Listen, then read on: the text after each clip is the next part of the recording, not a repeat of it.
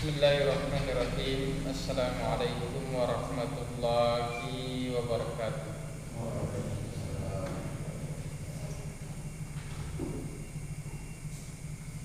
Alhamdulillah, syukurillah, wassalatu wassalamu ala rasulillah wa ala alihi wa ashabihi wa mawalahu ba'd.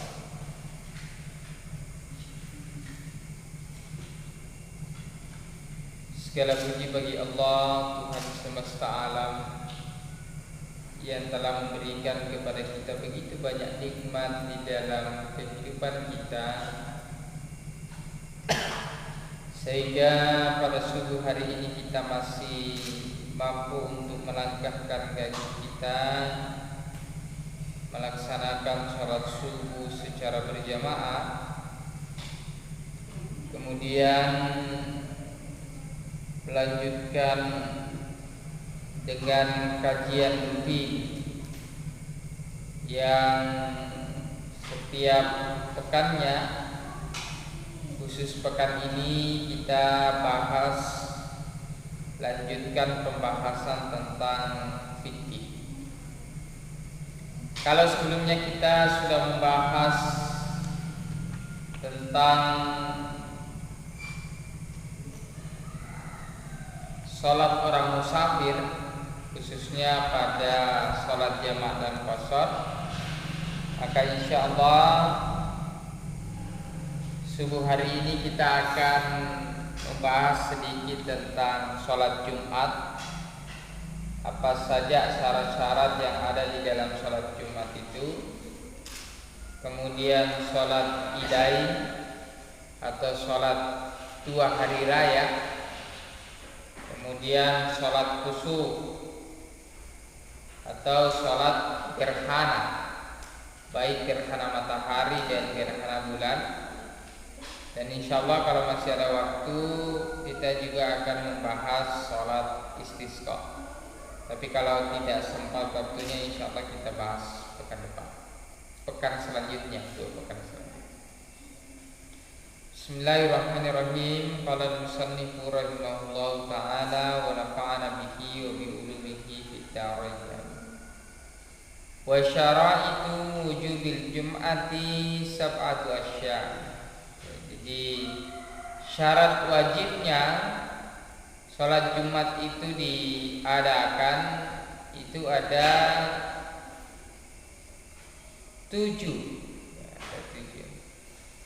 Ini sama saja dengan beberapa syarat wajib sholat yang lain. Seperti misalnya yang pertama Islam, yang kedua al-bulughu, balik, mampu membedakan mana yang baik dan mana yang buruk, wal aqlu, dan sehat akalnya, tidak terganggu. Jadi orang yang kena penyakit yang membuat akalnya itu terganggu seperti stres atau mungkin gila, maka dia tidak wajib melaksanakan sholat Jumat. Kemudian ada lagi syarat wajibnya sholat Jumat itu. Jadi ini orang yang diwajibkan, walaupun mungkin nanti ada juga yang disunnahkan. Termasuk al-hurriyah, orang yang merdeka itu, wat-taquriyah, dan laki-laki. Jadi yang diwajibkan untuk sholat Jumat ini adalah laki-laki. Perempuan itu disunnahkan, disunnahkan untuk melaksanakan sholat Jumat. Kemudian wasihatu, dan sehat. Jadi orang yang kemudian sakit, tidak mampu untuk melaksanakan melaksanakan sholat Jumat di masjid, maka cukup diganti dengan sholat duhur di rumah. Ini bagi orang yang sakit. Jadi dari penjelasan ini termasuk juga wal istitar, orang-orang yang kemudian tidak bepergian, Jadi orang yang bermukim itu diwajibkan juga sholat Jumat. Ya. Jadi fala tajibu al-jum'atu ala kafirin. Jadi tidak wajib sholat Jumat orang yang tidak muslim. Jadi yang wajib sholat Jumat itu muslim. Kemudian anak kecil itu tidak wajib sholat Jumat. Cuma kalau laki-laki, anaknya bagusnya dibiasakan pergi sholat Jumat. Ya. Misalnya umur 7 tahun, umur 8 tahun, atau mungkin umur 5 tahun, itu dibiasakan melaksanakan sholat Jumat. Wa majnun, dan orang yang gila atau stres itu tidak diwajibkan. Ya. Waraki, hamba sahaya, tapi sekarang sudah tidak ada hamba sahaya. Wa unsa, dan perempuan, wa marid, dan orang sakit, wa nahwihi, wa musafir, dan orang musafir, semuanya itu tidak wajib melaksanakan sholat Jumat. Jadi itu syarat wajibnya sholat Jumat. Nah, bagaimana kalau seseorang dalam bepergian musafir, maka kemudian dia tidak diwajibkan melaksanakan sholat Jumat, tetapi kalau mau melaksanakan sholat Jumat itu lebih bagus. Sehingga untuk sholat Jumat itu lebih bagus. Kemudian karena ini tentang sholat Jumat, ada hubungannya juga tentang sholat jamaah, maka termasuk yang berhubungan dengan sholat Jumat ini apa yang telah kita bahas dalam sholat berjamaah. Nanti ini ada daftar pertanyaan juga. Saya membacakan pertanyaan yang biasa ditanyakan ya tentang sholat berjamaah. Tadi sebenarnya awalnya saya membacakan. Misalnya, apa batasan orang yang masbuk dianggap mendapatkan rokaat? Ya, jadi yang pertama itu mendapatkan imam berdiri, ya, dan selesai Al-Fatihah. Jadi kalau ada orang yang mendapatkan imam masih berdiri, maka dia masih mendapatkan 1 rakaat sholat. Ya. Kalau ada orang yang pergi sholat Jumat kemudian terlambat datang, kalau dia masih mendapati imam, ya, dia masih mendapati imam pada rakaat pertama, maka kemudian dia tidak masbuk. Kalau kemudian dia masbuk 1 rakaat, maka dia nanti menambah 1 rakaat. Tetapi kalau dia masbuknya 2 rakaat, nanti setelah rakaat kedua imam sudah ruku atau imam sudah sujud, maka dia nanti harus menambah 4 rakaat. Jadi ini perlu diperhatikan, ya, jangan sampai nanti kita menambahnya 2 rakaat saja, itu menambahnya 4 rakaat. Kemudian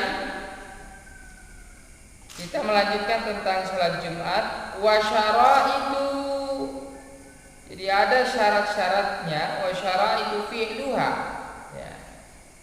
Atau syarat sah melaksanakan sholat Jumat itu ada 3. Salah ada 3.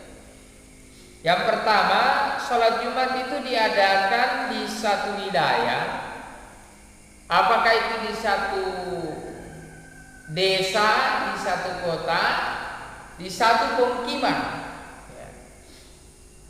Kemudian yang kedua, jadi kalau ini dijelaskan, sholat Jumat itu diadakan di satu tempat yang tertentu, yaitu masjid. Ya, jadi sholat Jumat itu diadakan di masjid, tidak diadakan di musola. Salat Jumat tidak diadakan di musala, karena salah satu hikmah salat Jumat itu diperintahkan adalah untuk mengumpulkan seluruh orang-orang muslim. Jadi agar rasa persaudaraan, persatuan dan silaturahim di antara orang muslim itu terjaga. Ya. Jadi biasanya kalau di dalam satu kampung, ya, Misalnya di dalam satu kampung banyak sekali masjid, ya. Terkadang kita melihat ada satu masjid yang dipakai untuk sholat Jumat. Ya. Namanya biasa kita kenal dengan masjid jami. Ya, masjid jami dalam satu kampung. Misalnya ada satu kampung 5 masjidnya atau 5 musholanya, tapi ada satu masjid. Ya, biasa disebut masjid jami, maka orang melaksanakan sholat Jumat di sana. Ya, kenapa? Karena salah satu tujuannya sholat Jumat dilaksanakan adalah untuk mengumpulkan orang-orang muslim. Dan sholat Jumat ini tidak boleh dipindah-pindah. Misalnya ada 5 masjid. Kita pekan ini di masjid 1, nanti seluruh orang sholat di sana. Pekan depan di masjid kedua, pekan depan di masjid ketiga. Tidak boleh digilir. Jadi tempat untuk sholat Jumat itu ya di situ terus. Ya. Tidak boleh. Wah, ini kan tidak cukup jemaahnya, jadi kita sholat Jumatnya di lapangan. Tidak bisa. Ya, sholat Jumat itu di masjid. Tidak bisa di lapangan. Ini kalau banyak jamaah kita di lapangan, kalau sedikit jamaah kita di masjid. Nah, itu bedanya dengan sholat Idul Fitri. Sholat Jumat tidak boleh begitu. Nah, dilakukan di tempat yang tertentu. Kecuali misalnya ada sesuatu yang yang darurat, misalnya masjidnya dibangun atau misalnya masjidnya kebanjiran. Ya, ada tempat lain yang tidak kebanjiran, nah itu baru bisa atau diperbolehkan. Tapi dalam keadaan normal, sholat Jumat itu tidak boleh dipindah-pindahkan. Ya. Kemudian ayyakuna al-adat fi jama'atil jum'ah arba'ina rajulan. Jadi jumlah orang yang melaksanakan sholat Jumat itu adalah 40 orang. Ya, 40 orang. Ini menurut pendapat yang paling sahih. Ya, walaupun ada beberapa pendapat yang lain, ada yang mengatakan bahkan 3 atau lebih itu boleh melaksanakan sholat Jumat. Karena misalnya tidak ada orang di sekitar situ atau tidak ada orang muslim di sekitar situ, maka itu boleh melaksanakan sholat Jumat. Tetapi pada umumnya kalau di dalam satu perkampungan, jadi jumlah orang yang melaksanakan sholat Jumat di situ adalah 40 orang. Min ahlil Jum'ah. Jadi 40 orang laki-laki yang termasuk jamaah Jum'ah. Kemudian yang ketiga, ayyakunal waqtu baqiyan. Jadi dia masih berada pada waktu zuhur. Ya, waktu zuhri. Ya. Jadi sholat Jumat itu dilaksanakan pada waktu zuhur, tidak dilaksanakan pada waktu yang lain. Jadi pada hari Jumat dilaksanakan pada waktu sholat zuhur. Kemudian ada lagi fardu-fardunya atau rukun-rukunnya. Ya. Ada rukun-rukunnya yang pertama. Jadi ada 3 rukunnya. Yang pertama ada khutbatani. Yakumu al-khatibu fihima wa yajlisu bainahuma. Ada 2 khutbah yang dilaksanakan pada waktu sholat Jumat, yaitu khutbah pertama dan khutbah kedua. Jadi antara khutbah pertama biasanya diawali dengan muqaddimah, kemudian setelah muqaddimah itu berbahasa Indonesia misalnya atau berbahasa daerah. Setelah itu nanti selesai khutbah pertama biasanya ditutup dengan barakallahu li wa lakum fil Qur'anil azim nafa'ni wa iyyakum bima fihi minal ayati wa dzikril hakim wa taqabbal minni wa minkum tilawatahu innahu huwas samiul alim. Setelah itu duduk. Ya, duduk. Kenapa duduk? Untuk memisahkan antara khutbah pertama dan khutbah kedua. Baru kemudian berdiri lagi. Nah, orang berkhutbah itu tidak serta-merta khutbah saja, tetapi ada syarat-syarat di dalam khutbah itu. Ada syarat ketika khutbah, ada syarat orang yang khutbah juga. Jadi khatib itu juga ada syaratnya. Yang pertama al-mutawalli. Al-mutawalli jadi orang khutbah itu dia tidak terpisah, tidak berjarak waktunya. Ya. Sudah dia ceramah, dia khutbah pertama, kemudian dia tinggalkan tempatnya, nanti baru kembali khutbah kedua. Tidak boleh seperti itu. Jadi harus dia berkelanjutan antara khutbah pertama dan khutbah kedua itu. Kemudian ya, ketika dia ketika dia duduk di antara dua khutbah itu ya, seukuran ya. Kalau Al-Mutawalli mengatakan bi qadri at-tuma'nina baina sajadataini. Jadi seperti kalau dia tuma'nina ketika duduk di antara dua sujud ya. Jadi orang khatib juga itu disunnahkan biasanya membaca surah Al-Ikhlas ya kalau dia duduk. Makmum yang mendengarkan khatib ini atau misalnya duduk di antara dua khutbah, makmum atau jamaah sholat Jumat yang lain itu disunahkan bersolawat, ya, disunahkan kemudian berdoa. Jadi salah satu tempat yang makbul untuk berdoa itu adalah antara azan dan iqamah ketika sholat Jumat dilaksanakan. Jadi kalau orang selesai khutbah atau duduk di antara dua khutbah itu waktu-waktu yang mustajabah untuk kita melantunkan atau mengucapkan doa. Kemudian seorang khatib juga itu harus berdiri, ya. Kalau dia mampu. Kalau misalnya dia tidak mampu, dia boleh duduk. Tetapi kalau ada khatib yang lain yang bisa berdiri, lebih baik khatib yang lain. Kemudian seorang khatib juga itu harus menutup auratnya. Ya. Jadi dijelaskan di dalam kitab ini, wa yustaratu fiha satrul aurati. Jadi wajib menutup aurat, wa taharatul hadasi wal khabasi, suci dari hadas dan suci dari najis, fi zaubin wa badani wa makani. Jadi pakaiannya, badannya, tempatnya itu suci dari hadas kecil, hadas besar, dan suci dari najis. Nah, itu ya. Nah. Kemudian rukun-rukun khutbah, ya. Rukun-rukun khutbah. Jadi beda kultum dengan khutbah. Beda ceramah biasa dengan khutbah. Khutbah itu ada syarat-syaratnya. Kalau ceramah, misalnya ceramah tarwih, orang mau bicara kemana saja, itu tetap tidak ada yang mengatakan wah tidak sah sholat tarwihnya. Kenapa? Karena ceramahnya tidak memenuhi rukun. Tidak ada rukunnya ceramah itu. Berbeda dengan khutbah. Khutbah itu tidak sembarangan, sehingga terkadang orang mungkin bisa ceramah tetapi tidak bisa khutbah. Karena ada syarat-syaratnya, ada rukun-rukun khutbah. Ya.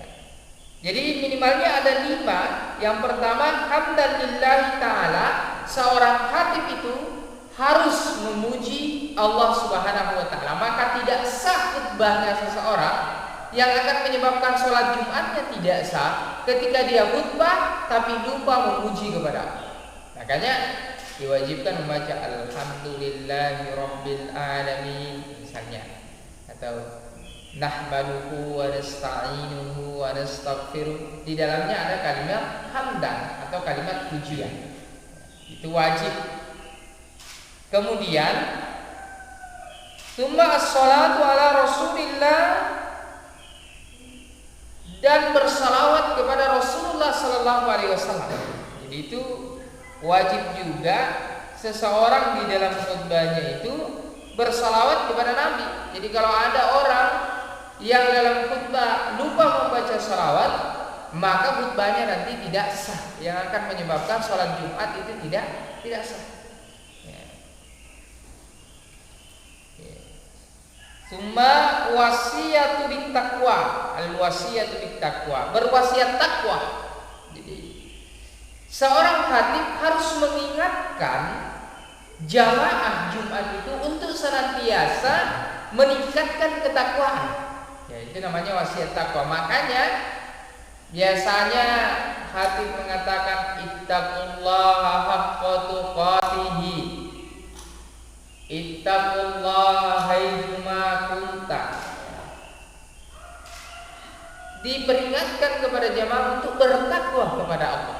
Itu namanya wasiat takwa, dan ini adalah salah satu syarat orang melaksanakan khutbah. Jadi yang pertama tadi memuji kepada Allah, bersalawat kepada Rasulullah, kemudian berwasiat takwa. Dan tidak ditentukan lafadznya. Jadi apapun lafadz wasiat takwa itu, yang penting dia mengajak kepada ketakwaan kepada Allah Subhanahu wa taala, mengajak untuk bertakwa kepada Allah, maka itu sudah sah. Wa qira'atu ayatan fi ihdahuma, dan membaca ayat di salah satunya. Jadi ada ayat yang dibaca di salah satu dari dua khutbah itu. Ayat yang dibaca itu adalah satu ayat yang sempurna, tidak boleh terpotong. Jadi satu ayat yang sempurna. Kemudian setelah membaca satu ayat, wa du'a'u lil mu'minina wal mu'minati fil khutbati tsaniyah. Ya. Jadi wajib juga berdoa untuk orang mukmin, baik laki-laki maupun perempuan, termasuk yang masih hidup maupun yang sudah meninggal, pada khutbah yang kedua. Jadi kalau ada orang khutbah lupa berdoa untuk kaum muslimin, lupa berdoa untuk orang-orang beriman, maka nanti khutbahnya tidak sah. Ya. Makanya kan dibaca Allahumma ighfirli wa li jami'il muslimina wal muslimat wal mu'minina wal mu'minat al ahya'i minhum wal amwat. Kita berdoa untuk orang-orang mukmin, termasuk juga berdoa keselamatan. Ya Allahumma ansuril Islam wal muslimin. Ya Allah, tolonglah orang-orang Islam, tolonglah agama Islam, dan tolonglah orang-orang Muslim. Ya, orang-orang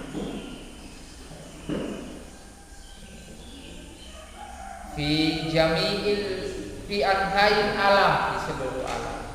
Fi baldatina hadi Indonesia, di negara kami Indonesia, wa khususan fi Madinatina Palopo, dan khususnya di kota kami Palopo.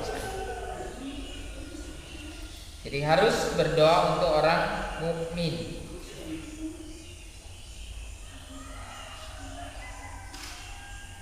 Nah, kemudian jadi itu syaratnya rukunnya khutbah. Jadi kita melaksanakan sholat Jumat itu yang pertama harus ada khutbah. Ya, khutbahnya itu sebanyak 2 khutbah. Kemudian yang kedua, antusalli raka'ataini fi jama'atin. Kemudian setelah khutbah kita melaksanakan sholat 2 rakaat secara berjamaah. Sebagian ulama mengatakan 3 kalau itu sudah cukup, tetapi yang paling sahih itu 40 orang. Adapun sunnah-sunnahnya, sunnah-sunnahnya sholat Jumat itu, yang pertama al-ghuslu, mandi sebelum pergi sholat Jumat. Kemudian tanziful jasadi, membersihkan diri. Lafsus thiyabil baidi, menggunakan pakaian yang putih. Kalau pergi sholat Jumat disunahkan yang putih atau yang bersih, ya, yang paling utama itu ya. Kalau ada yang bersih putih, ya, itu yang paling bagus. Kemudian juga termasuk di dalam sunnah-sunnah sebelum melaksanakan sholat Jumat itu, jadi disunnahkan memotong kukunya, disunnahkan mencukur kumisnya dan merapikan jenggotnya. Ya, jadi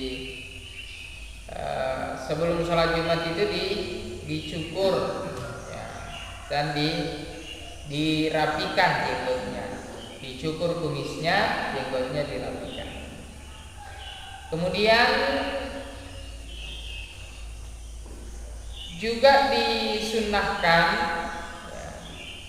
disunnahkan berwudu di rumah sebelum berangkat untuk pergi sholat Jumat. Karena seseorang yang berwudu dengan sempurna dari rumahnya, maka setiap langkah kakinya itu akan dinaikkan 1 derajat, diberikan 1 pahala, dan diampuni 1 kesalahan. Jadi berapa langkah kaki kita? Nah, bahkan sebagian ulama mengatakan setiap 1 kebaikan atau setiap 1 pahala yang dilakukan oleh orang beriman itu dilipat gandakan menjadi 10 kebaikan. Jadi 1 langkah 10 kebaikannya. Kalau 2 langkah 20 kebaikannya. Berapa langkah kita ke masjid? Nah, begitu banyaknya kebaikan yang kita dapatkan, banyaknya pahala yang Allah berikan kepada kita. Apalagi kalau itu dilaksanakan di hari Jumat atau di bulan Ramadan, berlipat-lipat ganda pahala. Kemudian ketika mendengarkan khutbah, seorang jamaah atau seluruh jamaah itu diwajibkan untuk as-sukut.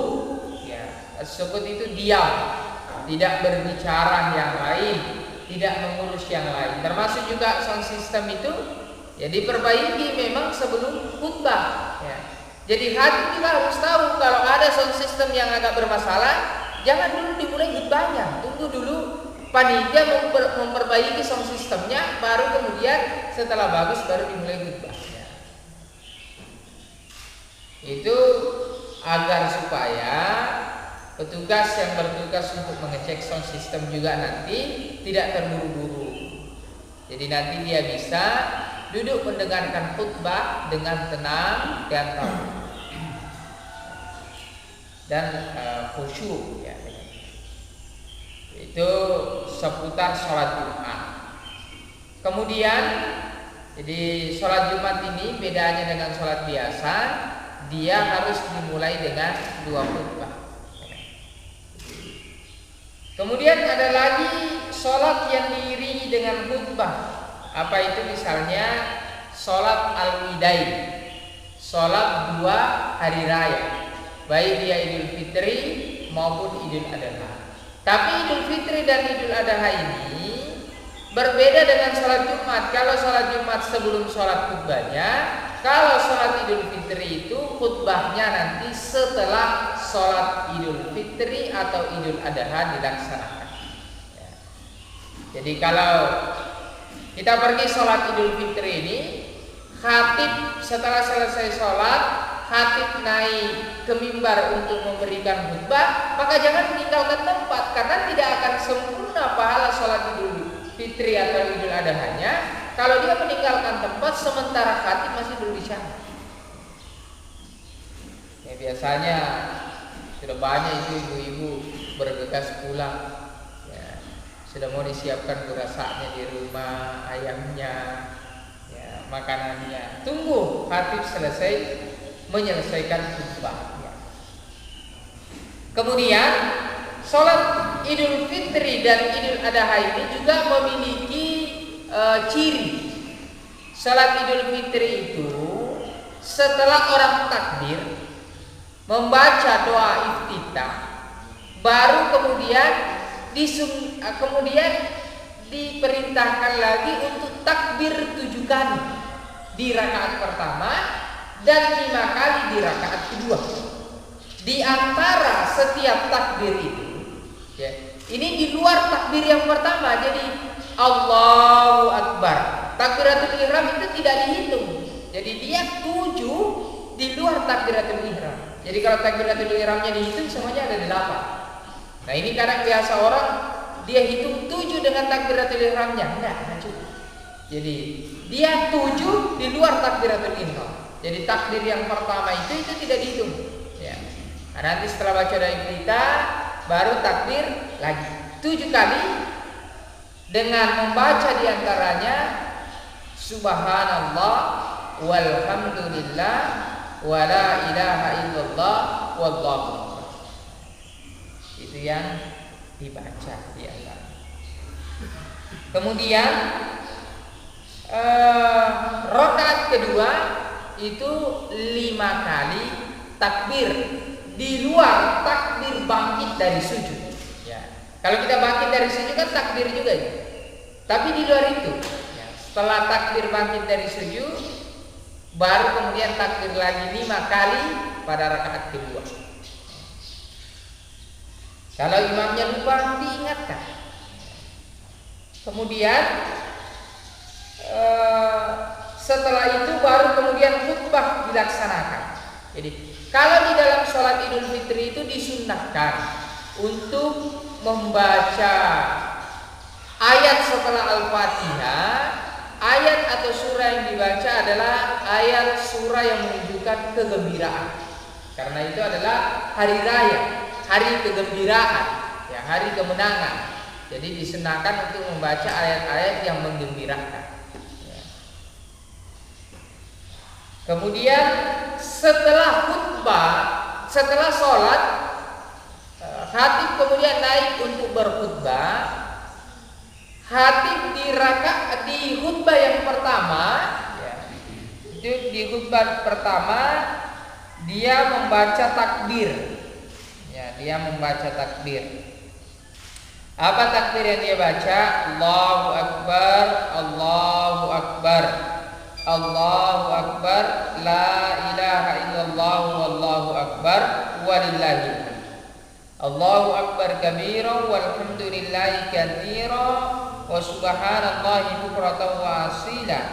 La ilaha illallah wahda, sadaqa wa'da, wa nasara abda, wa a'azza jundahu wa hazamal ahzaba wahda. Itu lafaz takbir. Bahkan takbir ini dilantunkan pada malam Idul Fitri, ya. Jadi maghrib itu kan sudah masuk tanggal 1 Syawal atau sudah masuk tanggal 10 Zulhijjah kalau Idul Adha. Maka maghrib itu malam Idul Fitri atau malam Lebaran itu kita sudah mulai membaca takbir. Kemudian ketika orang khutbah, khatib khutbah itu dia membaca takbir, minimalnya dia baca Allahu Akbar itu sebanyak 9 kali pada khutbah yang pertama. Ya. Jadi tidak asal khutbah khatib Idul Fitri itu atau khatib Idul Adha itu. Di khutbah yang pertama minimalnya dia harus membaca 9 kali takbir. Allahu Akbar, Allahu Akbar, Allahu Akbar, Allahu Akbar, Allahu Akbar, Allahu Akbar, Allahu Akbar, Allahu Akbar, Allahu Akbar, walillahil hamd. Baru dia baca selanjutnya. Allahu Akbar kabira, walhamdulillahi katsira, wa subhanallahi bukratan wa asila. La ilaha illallah, wallahu akbar, Allahu akbar, walillahil hamd. Baru kemudian dilanjutkan khutbah. Itu di khutbah yang pertama. Kalau di khutbah yang kedua 7 kali. Ya, minimalnya 7 kali khatib itu membaca takbir. Ya, Allahu akbar, Allahu akbar, Allahu akbar, Allahu akbar, Allahu akbar, Allahu akbar, Allahu akbar. Baru dilanjutkan Allahu akbar kabira, walhamdulillahi katsira dan seterusnya. Nah, itu kalau salat Idul Fitri dan salat Idul Adha. Kemudian ada lagi sholat gerhana. Ya, ini terakhir. Insya Allah sholat istisqa kita bahas pekan depan. Sholat gerhana, baik dia gerhana matahari maupun gerhana bulan. Ya. Jadi wasolatul kusufi, sholat gerhana itu sunnatun muakkadatun. Jadi sunnah muakkadah ketika gerhana itu terjadi. Apakah gerhana matahari maupun gerhana bulan, kita disunahkan untuk melaksanakan sholat. Ya. Sholat yang dilaksanakan itu adalah 2 rakaat. Setelah sholat 2 rakaat kemudian dilanjutkan dengan khutbah. Ya. Sama dengan khutbah sholat Jumat. Bedanya hanya kalau sholat Jumat sebelumnya, kalau ini setelahnya. Tetapi sholat 2 rakaat yang diadakan ketika sholat gerhana itu memiliki ciri khusus. Ya. Apa ciri khususnya sholat gerhana itu? Dia dilaksanakan 2 rakaat. Setiap rakaat itu 2 kali berdiri, 2 kali ruku. Jadi 2 rakaat 4 kali ruku dan. Ya. Biasanya kan kalau kita 2 rakaat 2 kali ruku. Tapi kalau sholat gerhana 2 rakaat 4 kali rukunya. Jadi seorang sholat gerhana ini. Sholat gerhana takbir, ya, setelah takbiratul ihram membaca Al-Fatihah, kemudian membaca ayat atau surah pendek setelahnya, baru kemudian ruku. Setelah ruku berdiri. Setelah berdiri membaca doa i'tidal, membaca Al-Fatihah lagi. Baca Al-Fatihah lagi, kemudian baca surah pendek lagi, baru ruku lagi. Nah itu jangan sampai nanti kalau sholat gerhana dia sholat seperti biasanya, itu berbeda. Jadi sudah baca Al-Fatihah, kemudian baca surah pendek, ruku, setelah itu bangkit, baca doa i'tidal, setelah itu baca Al-Fatihah lagi, kemudian baca surah pendek lagi, baru ruku lagi. Setelah itu baru i'tidal, setelah i'tidal yang kedua pada rakaat pertama baru sujud. Sujud, bangkit dari duduk di antara 2 sujud, baru sujud, baru bangkit lagi. Bangkit lagi rakaat kedua, begitu lagi 2 kali ruku lagi. Jadi baca Al-Fatihah, kemudian surah pendek, baru ruku. Setelah ruku bangkit, baca doa i'tidal, baca Al-Fatihah lagi, kemudian baca surah pendek lagi, baru ruku lagi. Setelah itu baru bangkit, baru kemudian setelah baca doa i'tidal baru sujud. Jadi itu bedanya. Nanti siapa tahu kita melaksanakan sholat gerhana ini perlu diperhatikan. Jadi 2 kali ruku dalam 1 rakaat. Ya. 2 kali ruku dalam 1 rakaat. Nah, setelah itu kemudian baru diadakan khutbah. Ya. Wa yaqulu al-imamu ba'dahuma, disunnahkan imam atau khatib berkhutbah setelahnya. Ya. Jadi setelah sholat gerhana bulan atau gerhana matahari, khatib khutbahnya juga 2 khutbah. Ya. Rukunnya sama dengan rukun khutbah Jumat.